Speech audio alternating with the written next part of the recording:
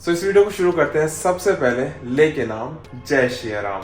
तो पिछले वीडियो में आपने देखा होगा मैंने साइकिल में राइड करी थी और मैंने आपको कुछ इन्फॉर्मेशन दी थी बाहर के बारे में कि मैंने दुबई को क्यों चूज किया। तो आज एक नया टॉपिक है, थंबनेल आपने देख लिया है। आज हम बात करने वाले हैं आप किस तरह से, सबसे ज्यादा जो मुझे क्वेश्चन पूछे जाते हैं कि किस तरह से अप्लाई किया जाए, जॉब ढूंढी जाए दुबई में। अपना ऑनेस्ट आपको रिव्यू दूंगा, बिल्कुल भी शुगर कोटिंग नहीं होगी। तो आपको कुछ हिंट दूंगा, इन्फॉर्मेशन दूंगा कि आप किस तरह से अप्लाई कर सकते हो। पर उससे पहले साइकिल मैं आपको दिखाता हूँ। तो ये साइकिल है और ये साइकिल जो है ये मैंने सेकंड हैंड ली है और जस्ट राइड करने के लिए। समटाइम्स आपको मन करता है बाहर चलने का। हम छोटे थे, छोटे मतलब जब हम टीनेज वाली एज में थे तो हम साइकिल वगैरह चलाया करते थे। आई होप आप में से अभी भी काफी लोग चलाते होंगे। तो अभी तो वैसे आपको पता है कि स्कूटी, बाइक और कार का टाइम आ चुका है। बट साइकिल चलाने में जो एंजॉय होता था, जो मजा आता था ना अपने टाइम पे, वो और कहीं नहीं आता था। और अब मन करता है कि यार साइकिल मिल जाए तो क्या ही मजा आ जाए। तो बस ऐसे ही टाइम पास के लिए मैंने थोड़ा साइकिल लिया है और इसको जो है मैं आजकल ले जा रहा हूँ बाहर चलाने के लिए रोड पे। तो अभी मैं दोबारा जा रहा हूँ बाहर, सोचा कि आपको दोबारा से साइकिल राइड करते करते ये सारी इन्फॉर्मेशन देता हूँ कि किस तरह से आप जो है जॉब ढूंढ सकते हो। इस वीडियो में बने रहेगा और बहुत सारी इन्फॉर्मेशन और अपडेट मैं आपको इस वीडियो में देने वाला हूँ। चलिए शुरू करते हैं।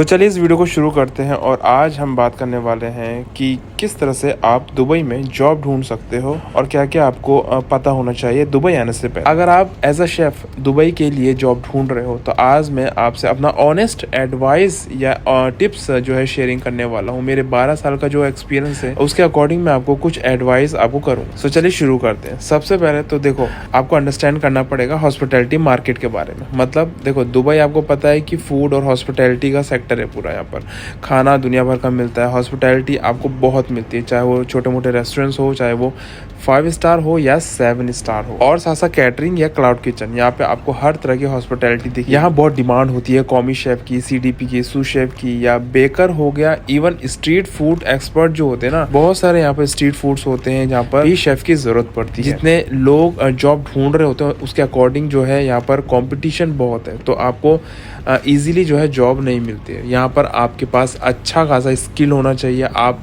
के अंदर हार्ड वर्किंग स्किल्स होनी चाहिए। उसके साथ साथ आपका जो एटीट्यूड है, आपकी जो कम्युनिकेशन स्किल्स है, ये सब अच्छी होनी चाहिए और तब इजी हो जाता है यहाँ पर जॉब ढूंढना। आपको ये पता होना चाहिए कि आप कहाँ पर फिट होते हो, इंडियन कुजीन में, कॉन्टिनेंटल कुजीन में, पेस्ट्री में या किसी भी डिपार्टमेंट में। आपको पहले तो ये पता होना चाहिए कि आप कहाँ काम करते हो, आपका बेस क्या है। अगर आप दुबई आना चाह रहे हो, दुबई आने की सोच रहे हो, तो इससे पहले मैंने आपको बताया है कि आपका जो CV है वो फर्स्ट इम्प्रेशन होता है। देखो, आप डायरेक्ट HR तक या सीधा शेफ तक नहीं पहुँचते हो या मैनेजर तक नहीं पहुँचते हो। सबसे पहले पहुँचता है तो वो आपकी CV होती है। तो आपको अपनी CV को बिल्ड करना पड़ेगा स्ट्रॉन्ग तरीके से। आपको CV में कुछ बातें हैं जो ध्यान में रखनी होती है, जैसे कि आपकी CV जो है ज़्यादा कॉम्प्लिकेटेड ना हो, शॉर्ट हो, क्लीन हो और फोकस्ड हो किचन वर्क पे। अगर आप एज अ शेफ काम करने वाले हैं तो किचन का जो भी काम है उस पर फोकस किया हुआ हो पूरी CV। आप उसमें अपनी स्किल्स को जो है वहाँ पर हाईलाइट कर सकते हो। नाइफ वर्क हो गया, हाइजीन स्टैंडर्ड हो गया, या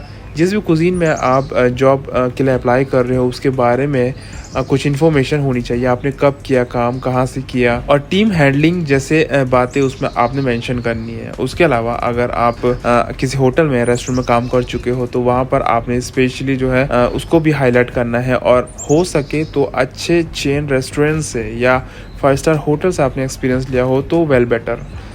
अगर आपने किसी भी एक अच्छे खासे शेफ़ के अंडर में काम किया हुआ है या एक ब्रांडेड चेन में काम किया हुआ है तो भी आप वहाँ पर उसे हाईलाइट करना बिल्कुल मत भूलेगा। अब बात आती है कि आपने अप्लाई कहाँ पर करना है। अगर आप दुबई आना चाहते हैं तो बहुत सारे क्वेश्चन मुझे आते हैं कि शेफ अप्लाई कहाँ करें, कैसे करें।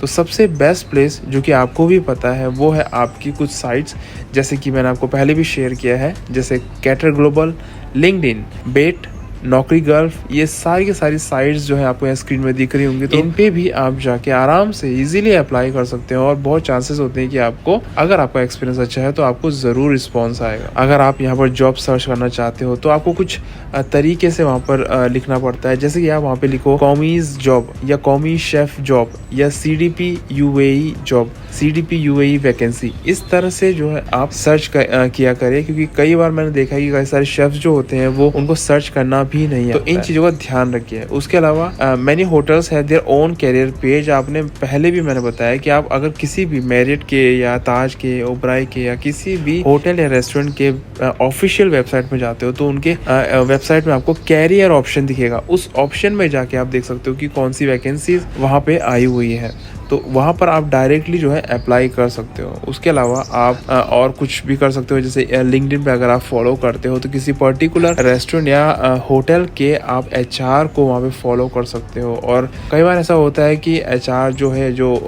ओपनिंग पोस्ट आती है, उनको प्रोफाइल में अपने पेज में जो है अपडेट करते रहते, तो वहाँ से आपको पता चलेगा कि कौन सी वैकेंसी इस रेस्टोरेंट में आई हुई है, तो आप ये भी ट्राई कर सकते हो। अगला मैं आपको बताऊँ, अगर आप विजिट वीज़ा में आना चाहते हो, मैं आपको अप्रोच करूँगा विजिट वीज़ा में आने के लिए। दुबई में बहुत सारे लोग आते भी हैं बट वो खाली हाथ चले जाते हैं, बट चांसेस होते हैं कि विजिट वीज़ा में आपकी जॉब लग जाए। तो अगर आप आ सकते हो, if possible, so you can come on A visit visa for like 2 से 3 महीने के लिए आप इजीली आ सकते हो यहाँ पर, ठीक है। उसके अंदर आप आराम से अपनी जॉब ढूंढ सकते हो। मैं आपको बता दूं कि दुबई जो है हर समय एक्टिव रहता है, यहाँ पर हायरिंग हर समय पूरे साल भर चलते रहती है। हाँ, कभी ज़्यादा चलती है, कभी कम चलता है, वो अलग बात है। उसके अलावा वॉक-इन्स भी इंटरव्यू होते रहते हैं, तो अगर आप विजिट पे होंगे तो आप वॉक-इन इंटरव्यू दे सकते हो, क्योंकि कई बार जो मैनेजर होते हैं, जो कंपनीज़ होती हैं, वो ये ट्राई करते हैं कि जो कैंडिडेट है, जो एम्प्लॉय है, वो फेस टू फेस जो है उसका इंटरव्यू हो सके तो ज़्यादा बेटर रहेगा, ठीक है। तो ये हमेशा ध्यान रखिएगा। और उसके अलावा जब आप CV बना रहे हो, जब आप दुबई में आ रहे हो, विजिट पे आ रहे हो, तो मैंने आपको बताया है कम से कम 15, 20, 25, 30 CVs बना के लाइए, कि आपको CV देनी पड़ती है और यहाँ पर CV काफ़ी महंगी होती है। जैसे कि मैंने आपको बताया, आप विजिट कर सकते हो होटल, कैटरिंग कंपनी या फूड कोर्ट की डायरेक्ट वेबसाइट पे, और वहाँ से भी आप अप्लाई कर सकते हो। इंटरव्यू देने के लिए जा रहे हो तो आप ड्रेस आपका नीट एंड क्लीन हो, आप लाइटली बात उनसे कर रहे हो, कोई भी एटीट्यूड ना झलक रहा हो। उसके अलावा आपको जो है शेफ़ के सर्टिफिकेट जो होते हैं, चाहे वो डिप्लोमा किया है आपने, डिग्री किया है, वो सारे सर्टिफिकेट आपको कैरी करने पड़ेंगे, स्पेशली ओरिजिनल भी। और साथ साथ आपका जो CV होगा, पोर्टफोलियो होगा, वो भी आपके पास होना चाहिए। हमेशा बी केयरफुल, मतलब एजेंट आपको पता है कि कितने पैसे लेके भाग जाते हैं, कितना फ्रॉड करते हैं। तो कई बार जो एजेंट है वो जेन्युइन भी होते हैं, बट ज़्यादातर आपने देखा कि वो चार्जेस जो है अप्लाई होते हैं, वहाँ पर आपको देने पड़ते हैं, मनी देनी पड़ती है आपको। और कई बार जो आपसे वो प्रॉमिस करते हैं वो फेक भी हो सकते हैं। पहले से दुबई में आ चुके हैं, उनसे आप फीडबैक ले सकते हो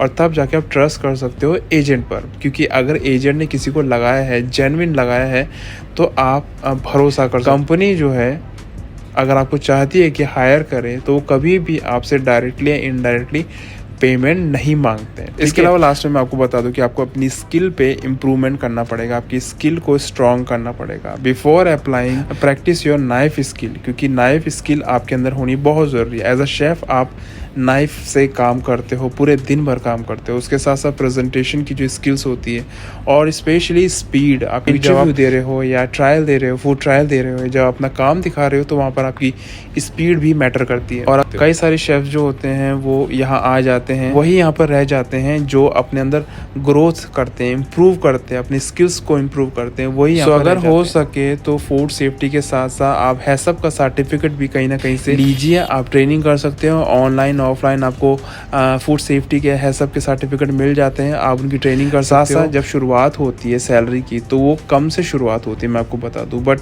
अगर आप भी कंसिस्टेंट रहेंगे, स्टे फोकस रहेंगे, हार्डवर्क करते रहेंगे, तो आप नोटिस करेंगे कि आपकी जो सैलरी है वो टाइम टू टाइम जो है वो बढ़ते रहेगी और एक टाइम पे इतनी हो जाएगी जितनी आपने प्लानिंग की होगी या उससे भी ज़्यादा। सो हमेशा अपना एटीट्यूड राइट रखिए, पॉजिटिव रखिए, अपना रिस्पेक्ट करिए सीनियर्स को, जूनियर्स को, और हमेशा पंचुअल रहिए। तो ये तो था आज का वीडियो। आई होप आपको आज का वीडियो पसंद आया होगा। अगर ये वीडियो पसंद आया तो लाइक और शेयर करना बिल्कुल मत भूलना। फिलहाल अभी मैं रशिया की तरफ हूँ, जस्ट घूम रहा हूँ, सुबह के 11 बज रहे हैं और अब सीधा जाने वाला हूँ रूम पे। तो इस वीडियो को शेयर करना बिल्कुल मत भूलिएगा। इसके अलावा और भी कई सारे वीडियोस इस तरह के आने वाले हैं, तो बने रहिए इस वीडियो में। अभी तक इस ब्लॉग चैनल को सब्सक्राइब नहीं किया, सब्सक्राइब करिए, जो कि आई एम दीपक नेगी, और इंस्टाग्राम पे फॉलो करना बिल्कुल मत भूलिएगा, जो कि है देसी ब्लॉगर। मिलते हैं इसी के साथ नेक्स्ट वीडियो में। फिनिश करते इस वीडियो को लेके नाम। जय श्री राम।